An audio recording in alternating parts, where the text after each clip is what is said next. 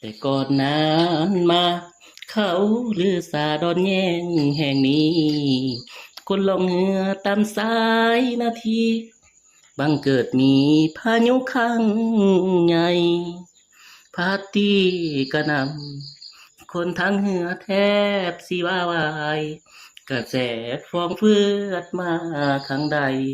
เหงื่อแกว่งไกวรอวันจะล้มชีวิตของคนกำลังแขวนบนเส้นได้จากมันสิขาดมือใดใจความใจหายละทมโชคดีมีคนในเหือนั้นมีอาคมสวดภาวนาจะจมให้ลมพายุวายดอนแยงดอนใหญ่เป็นดอนพายุหายโกรธเป็นดอนหายความเหี้ยมโหดประโยชน์เนื้อคำบรรยาย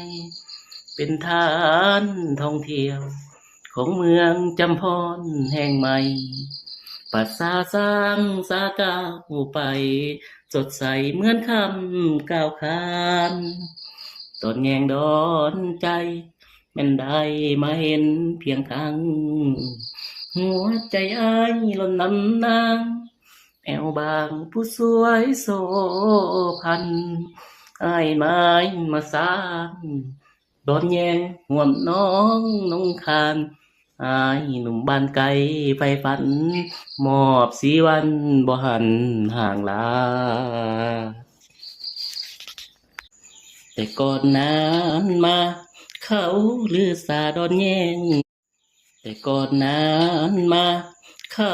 ลือสาดอนแยงแห่งนี้